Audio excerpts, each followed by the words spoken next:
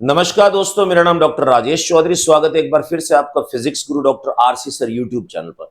दोस्तों, जैसा कि आपको पता है, ऊष्मा गतिकी के वस्तुनिष्ठ प्रश्न एमसीक्यू इंपॉर्टेंट क्वेश्चन जो एनसीईआरटी पर बेस्ड है, उनके solution last YouTube lecture video में हम कर चुके हैं। आज के इस लेक्चर वीडियो में यूट्यूब के माध्यम से आपके सामने थर्मोडायनेमिक्स के एनसीईआरटी बेस्ड थियोरेटिकल क्वेश्चन जो है उनका सॉल्यूशन लाए हैं। तो दोस्तों, अगर आप किसी भी कंपटीशन एग्जाम की तैयारी कर रहे हैं, जो UPSC, RPSC, medical entrance exam, IIT mains और आईआईटी एडवांस, और साथ में अगर आप 11th 12th फाउंडेशन की तैयारी कर रहे हैं, तो दोस्तों आज का लेक्चर वीडियो आपके लिए इक्वली इंपॉर्टेंट है। तो वीडियो स्टार्ट करने से पहले अगर आपने हमारा यूट्यूब चैनल सब्सक्राइब नहीं किया है तो इसे सब्सक्राइब करें, और हाँ दोस्तों, नोटिफिकेशन बेल जो है इसे जरूर प्रेस करें ताकि इससे जुड़े हुए नेक्स्ट वीडियो जो भी हम अपलोड करेंगे उनका नोटिफिकेशन आपको मिल जाए। तो दोस्तों आइए स्टार्ट करते हैं आज का लेक्चर वीडियो। तो दोस्तों, फर्स्ट क्वेश्चन में आपको दे रखा है कि एक गीजर है जो 3 लीटर प्रति मिनट की दर से बहते हुए पानी को 27 डिग्री सेल्सियस से 77 डिग्री सेल्सियस तक गर्म करता है।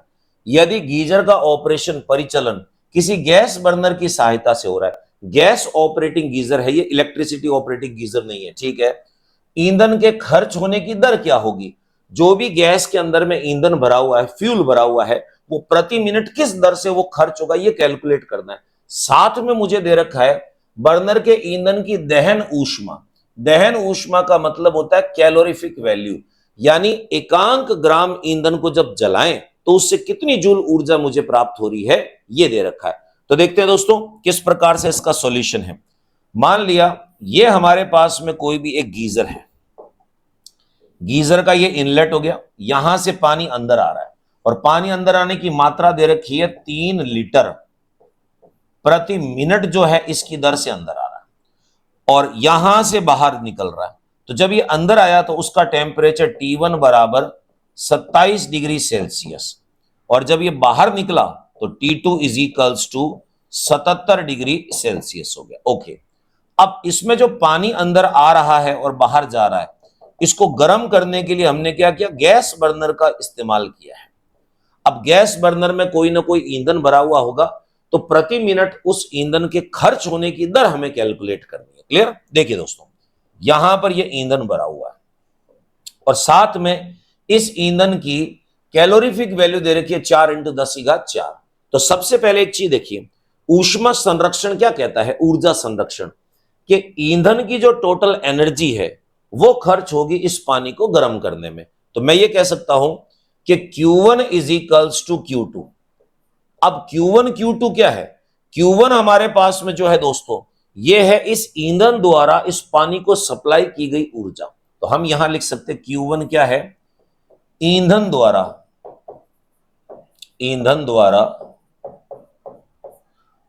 उपयोग में ऊर्जा, अब ऊष्मा के रूप में होगी, यानी ईंधन की टोटल एनर्जी कितनी है, और Q2 आपके पास में क्या है? उस ईंधन से पानी को कितनी ऊष्मा मिली। तो हम ये कहेंगे पानी को प्राप्त ऊष्मा। तो ऊर्जा संरक्षण क्या कहता है कि जितनी ऊर्जा इस ईंधन ने इस पानी को दी, उतनी ऊर्जा जो है इसने ग्रहण कर ली। तो हम यहां पर डायग्राम में ऐसे रिप्रेजेंट कर सकते हैं, यह है Q1 और जो इसने एब्जॉर्ब किया ये हो गया आपके पास में Q2। अब दोनों की वैल्यूज जो है उनको रखेंगे इसमें। देखिए, अब Q1 क्या हमारे पास में, इस ईंधन ने कितनी हीट सप्लाई की। तो देखिए, मान लिया 10 ग्राम ईंधन भरा हुआ था मेरे पास में, जबकि दे क्या रखा है? एकांक ग्राम कितना दे रहा है। जब एकांक ग्राम मेरे पास में दे रखा है तो मुझे नहीं पता कितनी मात्रा, वो मात्रा निकालनी है। तो एकांक ग्राम को कुल मात्रा से अगर मैं मल्टीप्लाई कर दूं तो मेरे पास में आ जाएगा इस Q1 की वैल्यू। तो मैं क्या कह सकता हूं? ऐसे कह सकता हूं, Q1 की जगह देखिए ये हो जाएगा ईंधन की मात्रा जो है उस मात्रा को मैं एकांक ग्राम ऊर्जा से मल्टीप्लाई कर दूं।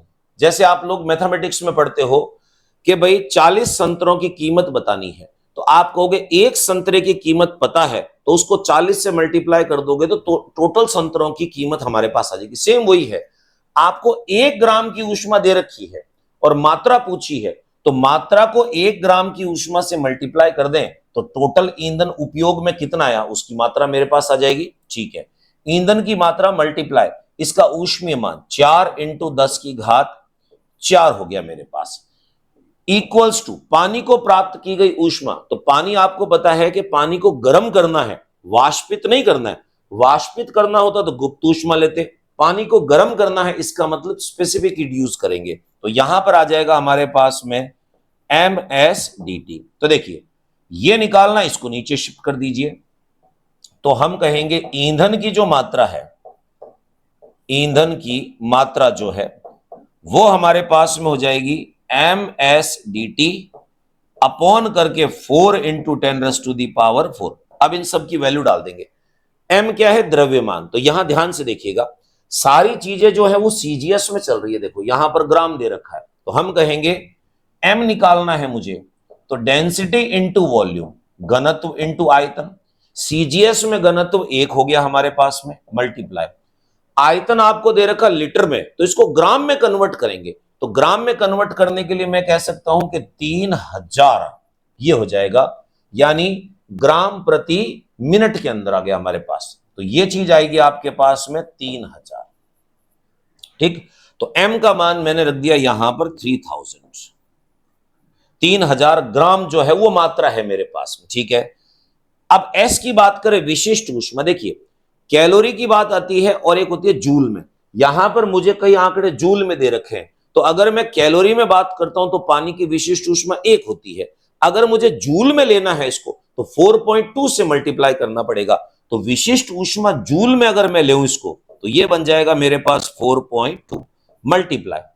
तापमान की बात करते हैं तो तापमान देखिए 27 से लेकर 77 के बीच में दे रखा है, तो dt में चेंज जो हुआ वो T2 माइनस T1, ये हो गया 77 माइनस 27, ये बना 50 डिग्री सेल्सियस। अब कई बार बच्चे बोलते सर केल्विन में चेंज क्यों नहीं किया? क्योंकि यहां पर जो मैंने विशिष्ट ऊष्मा का मान लिया है जूल प्रति ग्राम डिग्री सेल्सियस लिया है, तो इस कारण मुझे यहां डिग्री सेल्सियस में रखना पड़ेगा। तो वैल्यू बन जाएगी मेरे पास कितनी? 50 डिवाइडेड बाय 4 इंटू 10 की घात हुआ 4। अब सॉल्व कर ले इसको, 1 2 3 4, ये 4 जीरो कैंसिल आउट हो गए। ये बचेगा हमारे पास में 15 इंटू 4.2 डिवाइडेड बाय बन गया आपके पास में 4। अब देखो इसको इससे काटे 1 पॉइंट और ये हो जाएगा आपके पास में 0 और 20 आ गया तो लगभग 5। अब इसको मल्टीप्लाई करना है तो ईंधन की जो मात्रा होगी ग्राम में निकलेगी। ईंधन की मात्रा जो है वो हमारे पास में आ गई 15 मल्टीप्लाई 1.05। अब देखिए मल्टीप्लाई करना, 15 पंजे 75, 5 7, 7 बन गया और ये 15। इतने ग्राम ईंधन प्रति मिनट उपयोग में आ रहा है, जो पानी का टेम्परेचर 27 से लेकर 77 के बीच में काम कर रहा है। आप इस क्वेश्चन को ऐसे भी सॉल्व कर सकते हो, सारे डाटाज MKS में ले सकते हो। तो MKS में लोगे तो यहां किलोग्राम में चेंज करना पड़ेगा, यहां केल्विन में चेंज करना पड़ेगा। तो ये लंबे तामझाम से बचने के लिए मैंने सीजीएस मात्रकों में वैल्यू निकाली है। तो ईंधन जो प्रति मिनट उपयोग में लिया जा रहा है वो है 15.75 ग्राम।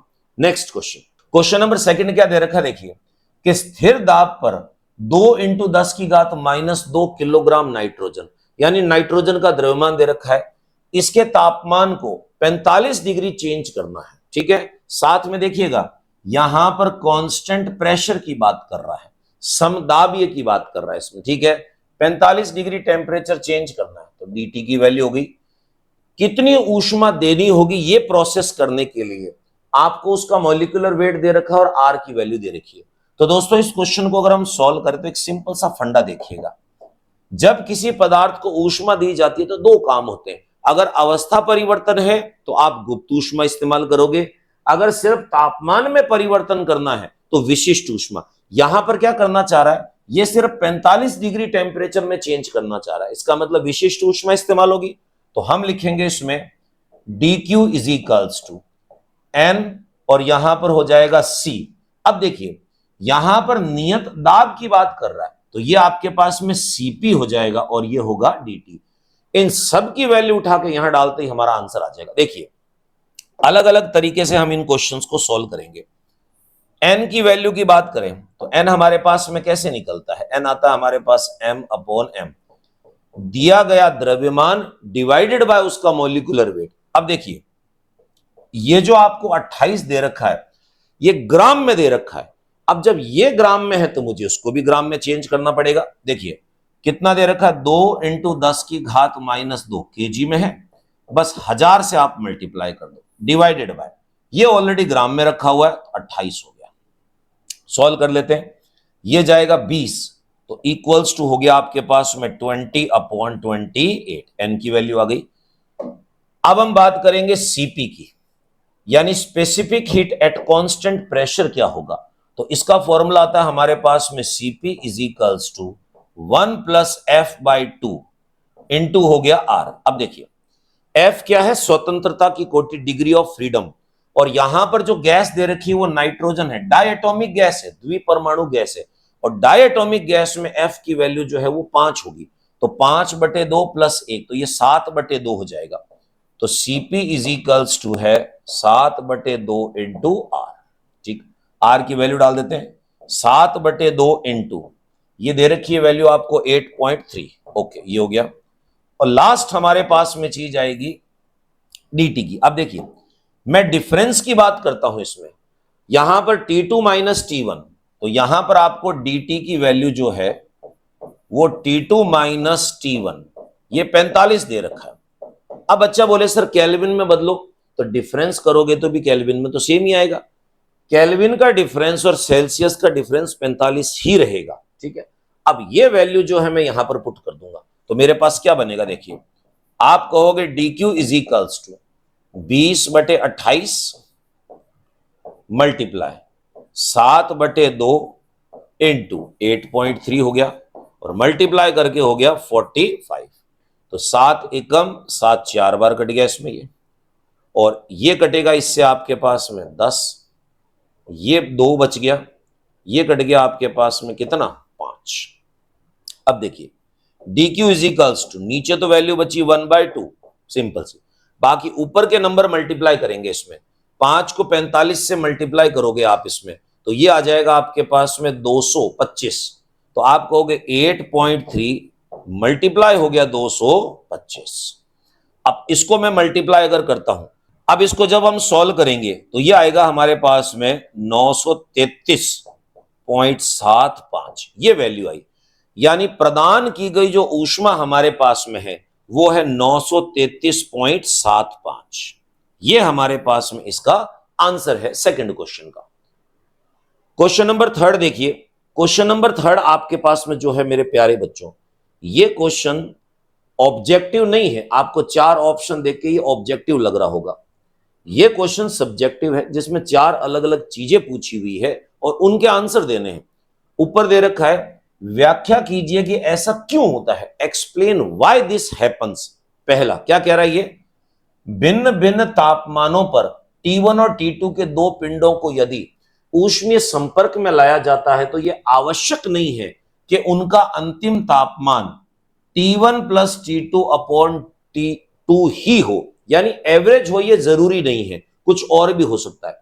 तो इसके कंसेप्ट की अगर हम बात करते हैं, देखिए यहां पर हम बात करते हैं ए पॉइंट की।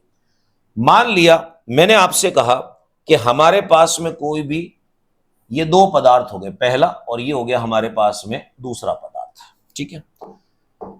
अब इसमें द्रव्यमान m1, टेम्परेचर T1, इसमें द्रव्यमान m2 और टेम्परेचर हो गया T2। अब ये कह रहा है कि अगर मैं इन दोनों को मिक्स करूं तो आपको पता है कि ऊष्मा का संचरण, इसमें मैंने कह दिया कि T1 ग्रेटर है T2 से, तो आप कहोगे ये उच्च तापमान पे, ये निम्न तापमान पे ऊष्मा का संचरण यहां से होगा। ऊष्मा का संचरण हमेशा उच्च तापमान से निम्न तापमान की ओर स्वतः होता है, जो थर्मोडायनेमिक्स का फर्स्ट लॉ कहता है।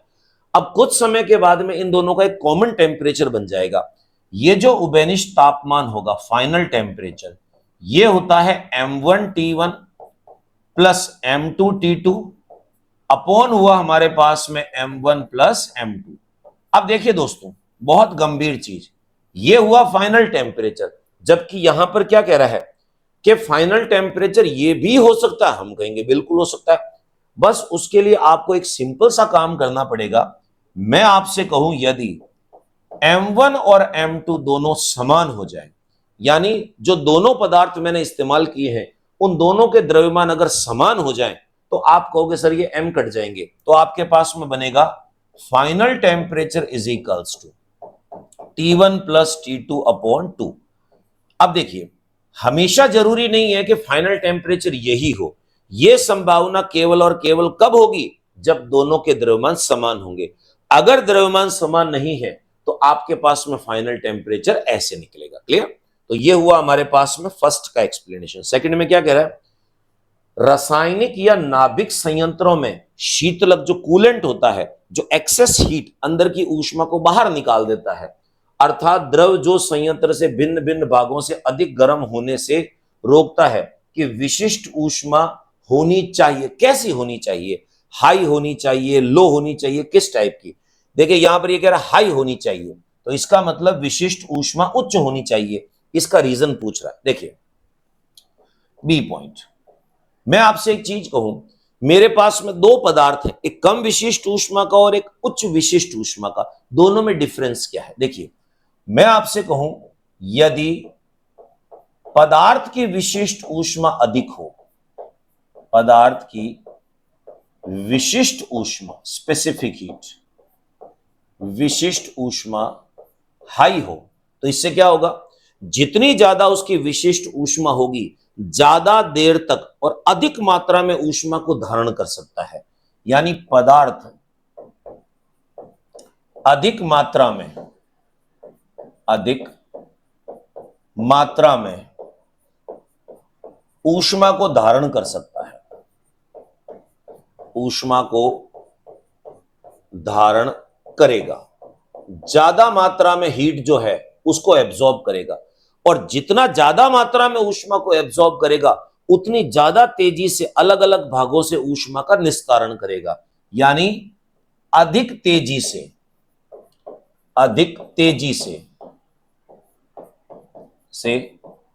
ऊष्मा का अवशोषण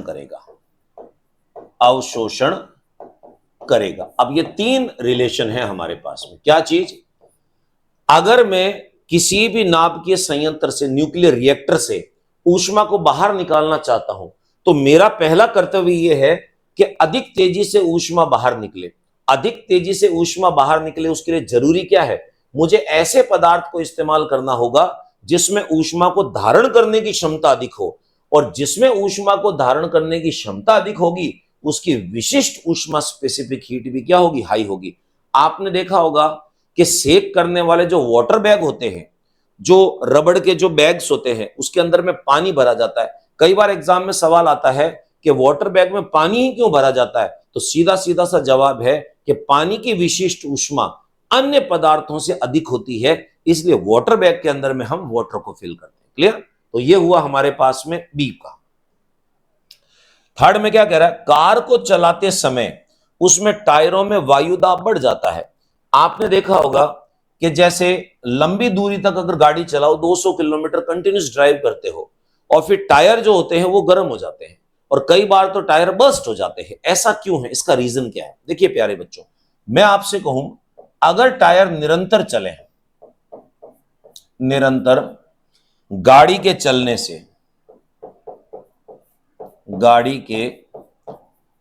से, ठीक है।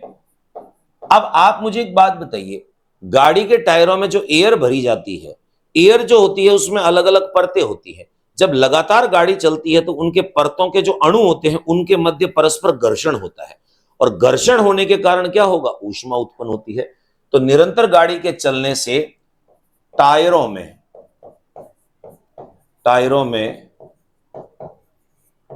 वायु के अणुओं में घर्षण होता है, और घर्षण होने से क्या होगा, ऊष्मा उत्पन्न होगी।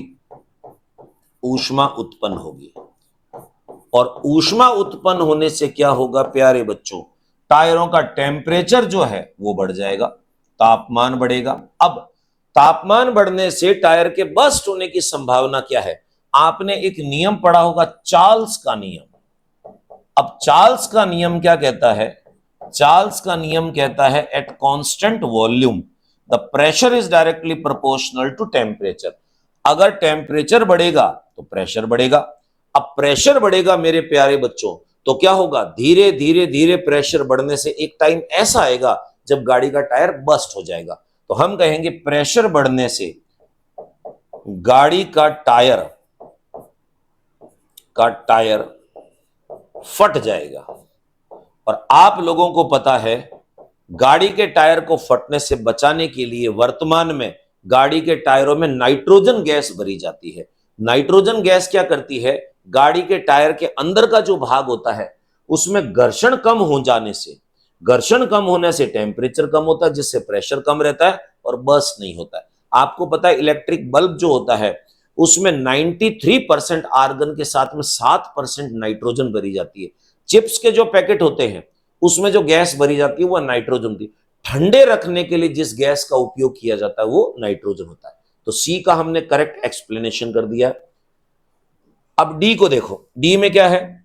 किसी बंदरगाह के समीप, यानी जो समुद्र के पास का एरिया है, कि शहरों की जलवायु समान अक्षांश के किसी रेगिस्तानी शहर की जलवायु से अधिक शीतोष्ण क्यों होती है? देखिए दोस्तों, यहां पर आपसे क्या मांग रहा है? यहां पर यह कह रहा है कि हम दो ऐसे एरिया की बात करते हैं समान अक्षांश के हैं। एक हमारे पास में किसी समुद्र के समीप की बात करते हैं, समुद्र के समीप का क्षेत्र है, ठीक है। और दूसरा किसी डेजर्ट की बात करते हैं, रेगिस्तान की बात करते हैं।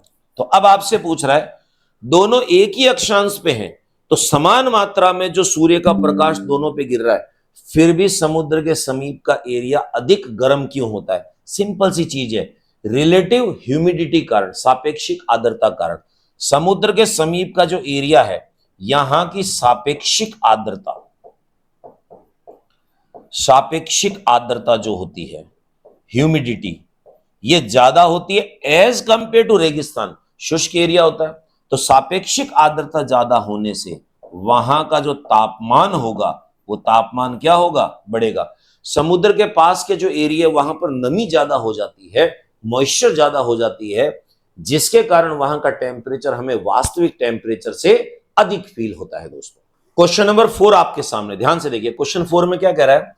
गतिशील पिस्टन लगे किसी सिलेंडर में मानक ताप और दाब पर एक स्टैंडर्ड टेम्परेचर और प्रेशर पर 3 मोल हाइड्रोजन गैस जो है वो भरी गई है। सिलेंडर की दीवारें ऊष्मा रोधी है, यानी ऊष्मा ना तो अंदर से बाहर जा सकती है ना बाहर से अंदर आ सकती है, ठीक है। तथा पिस्टन को उस पर बालू की रेत लगाकर ऊष्मा रोधी बनाया गया है। आपको पता है कि जो सॉइल है वो एक इंसुलेटर का काम करती है जो ऊष्मा के आदान प्रदान को रोकती, ठीक है।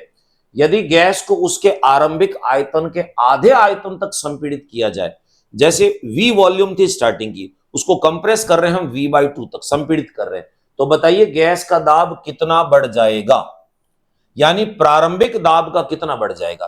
तो इस क्वेश्चन को थोड़ा सा दिमाग से सॉल्व करना है, ध्यान से देखिएगा। क्वेश्चन में क्या कह रहा है कि मान लिया हमारे पास में कोई भी एक संयंत्र ऐसे दे रखा है, इसमें पहले जो दाब था आपके पास में प्रेशर वो P है, और आयतन जो हमारे पास में है वो कितना है? V हो गया।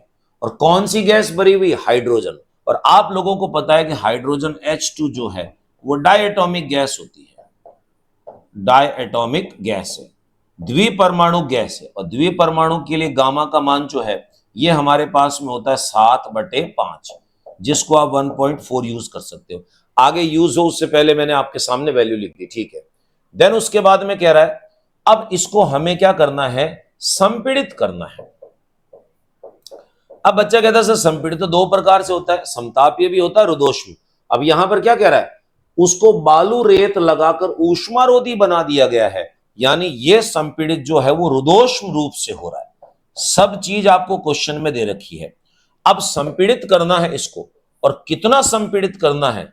इतना कि इसके जो आयतन है वो प्रारंभिक आयतन का आधा रह जाए, यानी इट बिकम्स V/2।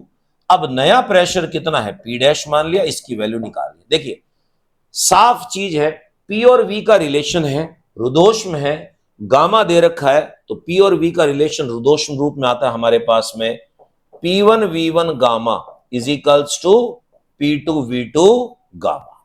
अब देखिए आपको P2 की वैल्यू निकालनी है, सब वैल्यू पुट कर देते हैं। ये प्रेशर P था, पहले वॉल्यूम V था, गामा की वैल्यू है 1.4, P2 की वैल्यू P डैश कंसीडर कर ली, और यह है V/2 और 1.4।